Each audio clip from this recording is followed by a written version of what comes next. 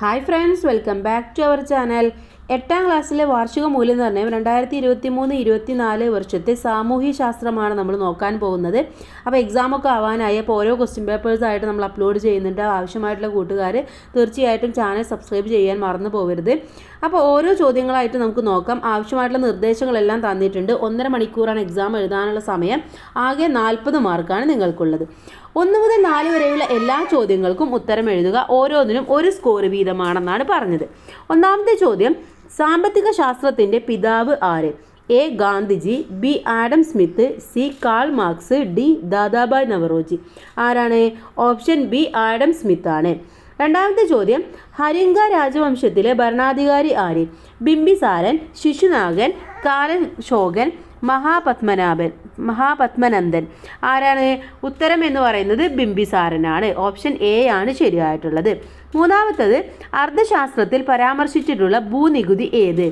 A ഉദകഭാഗ, B ബലി, C ഭാഗ, D ശൂൽക്ക. ഏതാണ് ആൻസർ എന്ന് പറയുന്നത്? ഓപ്ഷൻ സി ആണ്, ഭാഗ എന്നുള്ളതാണ്. നാലാമത്തെ ചോദ്യം, ലോക തണ്ണീർത്തട ദിനം ഏത്? A March 23, B December 5, C June 5, D February 2. ഉത്തരം ഓപ്ഷൻ ഡി ആണ്, ഫെബ്രുവരി 2 ആണ് ശരിയായിട്ടുള്ള ഉത്തരം. അടുത്തത് 5 മുതൽ 7 വരെയുള്ള എല്ലാ ചോദ്യങ്ങൾക്കും ഉത്തരം എഴുതുക. ഓരോന്നിനും 2 സ്കോർ വീതമാണ്. അഞ്ചാമത്തെ ചോദ്യം, പ്രാചീന മനുഷ്യൻ്റെ ജീവിതത്തെക്കുറിച്ചുള്ള എന്തെല്ലാം വിവരങ്ങളാണ് ഗുഹാചിത്രങ്ങളിൽ നിന്ന് ലഭിക്കുന്നത്? എന്തൊക്കെയാണ്? അവർ മൃഗങ്ങളെ വേട്ടയാടിയിരുന്നു, സംഘമായ വിനോദത്തിൽ ഏർപ്പെട്ടിരുന്നു, കലാവൈദഗ്ധ്യമുള്ളവരായിരുന്നു. ഇതൊക്കെയാണ് നമുക്ക് അതിൽ നിന്നും കിട്ടുന്ന വിവരങ്ങൾ. ആറാമത്തേത്, ചുവടെ കൊടുത്തിരിക്കുന്ന പട്ടിക പൂർത്തിയാക്കാനാണ്. മൂവേന്തർമാർ, ചേരന്മാർ, അവരുടെ തലസ്ഥാനം എന്ന് പറയുന്നത് മുച്ചിരിയാണ്.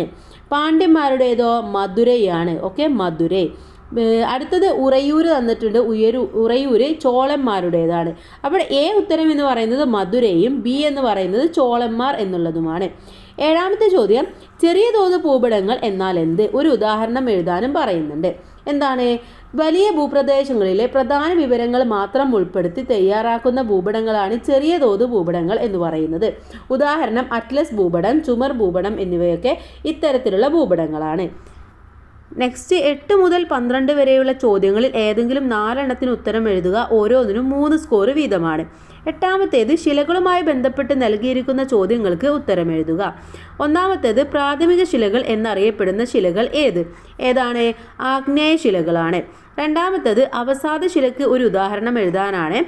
മണൽക്കല്ല്, ചുണ്ണാമ്പ് കല്ല്, ഇതൊക്കെയാണ് അതിന് ഉദാഹരണം. അപ്പോൾ ഏതെങ്കിലും നിങ്ങൾ എഴുതിയാൽ മതി. 3, കേരളത്തിൽ ഏറ്റവും കൂടുതൽ കാണപ്പെടുന്ന ശില ഏതാണ്? കായാന്തരിത ശിലയാണ്. ഓക്കെ, കായാന്തരിത ശില. 9, സാമൂഹ്യ നിയന്ത്രണം എന്നതുകൊണ്ട് അർത്ഥമാക്കുന്നത് എന്ത്? സാമൂഹ്യ നിയന്ത്രണത്തിൻ്റെ ഏതെങ്കിലും 2 സവിശേഷതകൾ എഴുതാനും പറയുന്നുണ്ട്. എന്താണ് സാമൂഹ്യ നിയന്ത്രണം എന്നതുകൊണ്ട് ഉദ്ദേശിക്കുന്നത്?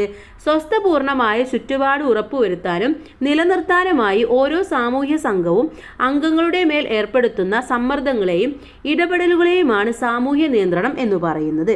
ഇനി 2 സവിശേഷത. 1, ഓരോ സമൂഹത്തിലും പൊതുവെ അംഗീകരിക്കപ്പെട്ട ചില പെരുമാറ്റ രീതികളുണ്ട്. അടുത്തത്, പെരുമാറ്റ നിയന്ത്രണത്തിനും സാമൂഹീകരണത്തിനും ഉചിതമായ സാമൂഹ്യ സ്ഥാപനങ്ങൾക്ക് സമൂഹം രൂപം നൽകുന്നു. ഇനിയും സവിശേഷതയുണ്ട്. ഏതെങ്കിലും 2 എണ്ണമാണ് ഇവിടെ നമ്മളുടെ അടുത്ത് എഴുതാൻ വേണ്ടി പറഞ്ഞിട്ടുള്ളത്. ഇനി നമുക്ക് അടുത്ത ചോദ്യം നോക്കാം. 10ാമത്തെ ചോദ്യം, ആഗോളതാപനം ജീവജാലങ്ങളുടെ നിലനിൽപ്പിന് ഭീഷണിയാകുന്നത് എങ്ങനെ എന്നാണ് ചോദിച്ചിട്ടുള്ളത്. ആഗോളതാപനം എന്താണെന്ന് നമുക്കറിയാം അല്ലേ? ചൂട് കൂടുന്ന അവസ്ഥയാണ് നമ്മൾ ആഗോളതാപനം എന്ന് പറയുന്നത്. അപ്പോൾ 1, ധ്രുവപ്രദേശങ്ങളിലെ മഞ്ഞുരുകുന്നതിലൂടെ സമുദ്ര ജലനിരപ്പ് ഉയരും.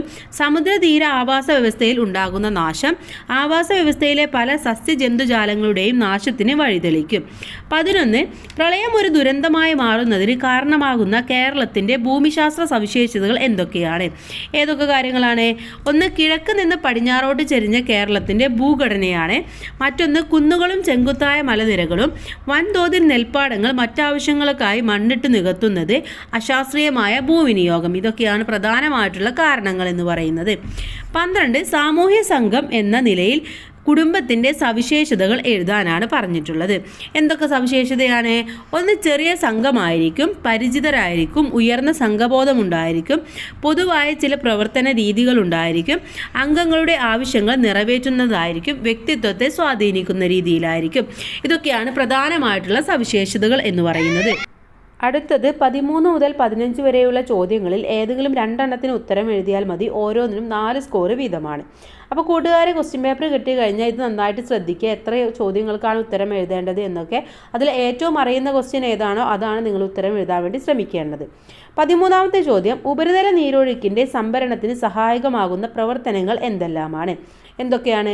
തണ്ണീർത്തടങ്ങൾ സംരക്ഷിക്കുക, വനങ്ങൾ നിലനിർത്തുക, മരങ്ങൾ നട്ടുവളർത്തുക, ബഹുനില കൃഷി, തട്ടുകൃഷി, പുതയിടൽ, തടയണകൾ നിർമ്മിക്കുക, കയ്യാലകൾ നിർമ്മിക്കുക, മഴക്കുഴികൾ നിർമ്മിക്കുക. ഒന്നുകൂടെ പറയാം. തണ്ണീർത്തടങ്ങൾ സംരക്ഷിക്കുക, വനങ്ങൾ നിലനിർത്തുക, മരങ്ങൾ നട്ടുവളർത്തുക, ബഹുനില കൃഷി, തട്ടുകൃഷി, പുതയിടൽ, തടയണകൾ നിർമ്മിക്കുക, കയ്യാലകൾ നിർമ്മിക്കുക, മഴക്കുഴികൾ നിർമ്മിക്കുക. 14 ഹരിത വിപ്ലവം എന്നാൽ എന്ത്? ഹരിത വിപ്ലവത്തിൻ്റെ ഫലമായി ഇന്ത്യയിലെ കാർഷിക മേഖലയിലുണ്ടായ നേട്ടങ്ങൾ എഴുതുക. എന്താണ് കൂട്ടുകാരെ ഹരിത വിപ്ലവം എന്ന് പറഞ്ഞാൽ? 2ാം പഞ്ചവത്സര പദ്ധതിക്ക് ശേഷവും ഇന്ത്യയുടെ ഭക്ഷ്യദൗർലഭ്യം പരിഹരിക്കാൻ കഴിയാത്തതിനാൽ കാർഷിക മേഖലയുടെ പുരോഗതിയും ഭക്ഷ്യ സ്വയം പര്യാപ്തതയും ലക്ഷ്യമിട്ടുകൊണ്ട് ഇന്ത്യ ഒരു മാറ്റത്തിന് തുടക്കം കുറിച്ചു. 1960 മുതൽ 1970 വരെയുള്ള 1ാം ഘട്ടത്തിലും 1970 മുതൽ 1980 വരെയുള്ള 2ാം ഘട്ടത്തിലുമായി നടന്ന കാർഷിക രംഗത്ത് ഈ മാറ്റം ഹരിത വിപ്ലവം എന്നാണ് അറിയപ്പെടുന്നത്. ജലസേചന സൗകര്യങ്ങൾ, രാസവളം, കീടനാശിനികൾ, കുറഞ്ഞ പലിശയിൽ സാമ്പത്തിക സഹായം എന്നിവ ഉപയോഗപ്പെടുത്തി കാർഷിക ഉൽപ്പാദനത്തിൽ വരുത്തിയ ഗണ്യമായ പുരോഗതിയാണ് ഹരിത വിപ്ലവം എന്ന് പറയുന്നത്. ഇതിൻ്റെ നേട്ടങ്ങൾ എന്ന് പറയുന്നത് ഭക്ഷ്യധാന്യങ്ങളുടെ കാര്യത്തിൽ പ്രത്യേകിച്ച് നെല്ല്, ഗോതമ്പ് എന്നിവയുടെ ഉൽപ്പാദനത്തിൽ സ്വയം പര്യാപ്തത കൈവരിക്കാൻ കഴിഞ്ഞു. ഭക്ഷ്യധാന്യങ്ങളുടെ കാര്യത്തിൽ വിദേശ ആശ്രയത്വം ഇല്ലാതാക്കാനും കഴിഞ്ഞു. ഇതൊക്കെയാണ് പ്രധാനമായിട്ടുള്ള നേട്ടങ്ങൾ എന്ന് പറയുന്നത്. അടുത്ത ചോദ്യം നോക്കാം. എ കോളത്തിന് അനുയോജ്യമായി ബി കോളം ക്രമപ്പെടുത്തി എഴുതുക എന്നതാണ് 15ാമത്തെ ചോദ്യം. എയിൽ തന്നിട്ടുള്ളത് ഉപരിതല ജലം സംഭരിക്കപ്പെടുന്ന സ്വാഭാവിക ഇടങ്ങൾ. അതെന്താണ്? തണ്ണീർത്തടങ്ങളാണ്. രണ്ടാമത്തത് ഭൂമിക്കടിയിലെ ജലസമൃദ്ധമായ ഭാഗത്തിൻ്റെ മുകൾ പരപ്പ്. എന്താണത്? അതിൽ നമ്മൾ ജലപീഠം എന്നാണ് പറയുന്നത്. അടുത്തത് ഭൂമിക്കടിയിൽ സംഭരിക്കപ്പെടുന്ന ജലത്തെ നമ്മൾ ഭൂഗർഭജലം എന്ന് പറയുന്നു. മണൽ നിറഞ്ഞ പ്രദേശങ്ങളിൽ നിർമ്മിക്കുന്ന ആഴം കുറഞ്ഞ കുഴൽ കിണറുകൾക്കാണ് നമ്മൾ അരിപ്പ കിണറുകൾ എന്ന് പറയുന്നത്. അടുത്തത് 16 മുതൽ 18 വരെയുള്ള ചോദ്യങ്ങളിൽ ഏതെങ്കിലും രണ്ടെണ്ണത്തിനാണ് ഉത്തരം എഴുതേണ്ടത്. ഓരോന്നിനും 5 സ്കോർ വീതമാണ്. 16ാമത്തേത് 2018 കേരളത്തിലുണ്ടായ പ്രളയത്തിൻ്റെ ആഘാതങ്ങളെ സംബന്ധിച്ച് ഒരു വിവരണം തയ്യാറാക്കാനാണ് പറയുന്നത്. 5 മാർക്കിനാണ്. അപ്പോൾ അത്യാവശ്യം നിങ്ങൾ എഴുതണം. അപ്പോൾ അതിൽ ഇൻക്ലൂഡ് ചെയ്യേണ്ടത് ജലസംഭരണികളുടെ ക്രമീകരണത്തെക്കുറിച്ച് ടെക്സ്റ്റ് ബുക്കിൽ പറയുന്നുണ്ട്. കാർഷിക മേഖലയിലുണ്ടായ മാറ്റങ്ങളെ കുറിച്ചിട്ട്, വളർത്തുമൃഗങ്ങൾ, ജീവഹാനി, ഈ ഒരു ടോപ്പിക്കിൽ എന്തൊക്കെ കാര്യങ്ങളാണോ പറയുന്നത് അതൊക്കെയാണ് നിങ്ങൾ വിശദീകരിച്ച് എഴുതേണ്ടത്.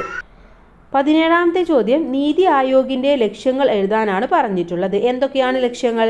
വ്യവസായ സേവന മേഖലകളിൽ സർക്കാർ പങ്കാളിത്തം കുറയ്ക്കുക, കാർഷിക മേഖലയെ മിശ്ര കാർഷിക ഉൽപ്പാദനത്തിലൂടെ പുരോഗതിയിലേക്ക് എത്തിക്കുക, പ്രബല മധ്യവർഗത്തെ സുസ്ഥിര സാമ്പത്തിക വളർച്ച നേടാൻ പ്രയോജനപ്പെടുത്തുക, പ്രവാസി ഇന്ത്യക്കാരുടെ സേവനം സാമ്പത്തിക സാങ്കേതിക വളർച്ചയ്ക്ക് ഉപയുക്തമാക്കുക, ആധുനിക സാങ്കേതിക വിദ്യയുടെ സഹായത്തോടെ നഗരങ്ങളെ സുരക്ഷിത ആവാസ കേന്ദ്രങ്ങൾ ആക്കി മാറ്റുക, ആഗോള മാറ്റങ്ങളുടെയും വിപണി ശക്തികളുടെയും ഇടപെടലുകൾ നേരിടാൻ രാജ്യത്തെ പ്രാപ്തമാക്കുക. ഇതൊക്കെയാണ് പ്രധാനമായിട്ടുള്ള ലക്ഷ്യങ്ങൾ എന്ന് പറയുന്നത്.